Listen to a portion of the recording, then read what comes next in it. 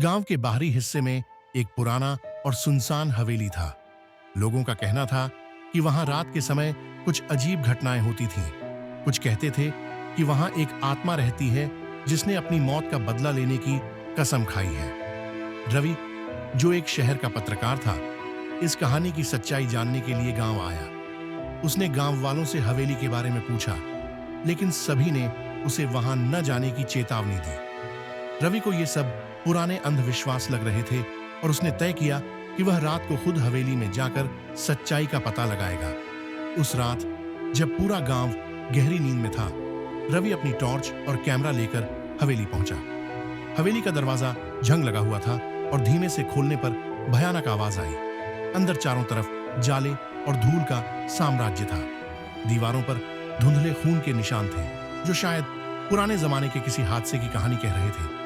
रवि ने अपना कैमरा चालू किया और हर कोने की जांच शुरू की। अचानक उसे लगा कि किसी ने उसके कंधे पर हाथ रखा। वह पीछे मुड़ा, लेकिन वहां कोई नहीं था।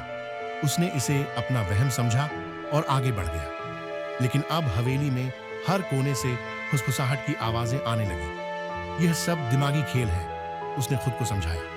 लेकिन जैसे ही वह मुख्य हॉल में पहुंचा, एक ठंडी हवा का झोंका आया और उसके कैमरे की स्क्रीन बंद हो गई। तभी सामने की दीवार पर एक साया उभरा, जो धीरे धीरे एक महिला के रूप में बदलने लगा। उसके बाल बिखरे हुए थे और आंखें खून जैसी लाल थीं। तुम यहां क्यों आए हो? उस महिला की डरावनी आवाज गूंजी। रवि के पैर जम गए। मैं सिर्फ सच्चाई जानना चाहता हूं, उसने कांपते हुए कहा। सच्चाई? आत्मा हंसी। सच्चाई ये है कि मैं यहां मारी गई थी और मेरी आत्मा को शांति नहीं मिली। जो भी यहां आता है, उसे मेरी तकलीफ का हिस्सा बनना पड़ता है। रवि ने वहां से भागने की कोशिश की, लेकिन दरवाजे अपने आप बंद हो गए। आत्मा ने धीरे धीरे उसकी तरफ बढ़ना शुरू किया। रवि ने पूरी ताकत से चिल्लाते हुए दरवाजा खोलने की कोशिश की। आखिरकार किसी तरह वह दरवाजा खोलने में कामयाब हुआ और भागते हुए गांव पहुंचा। अगले दिन गांव वालों ने रवि को चेतावनी दी थी कि वह इस घटना के बारे में किसी को न बताए, लेकिन रवि ने उनकी बात नहीं मानी और कहानी अखबार में छाप दी। कहते हैं, उस रात रवि अपने कमरे में मृत पाया गया। उसकी आंखें खून से लाल थीं, जैसे उसने कुछ ऐसा देखा हो जिसे शब्दों में बयान नहीं किया जा सकता।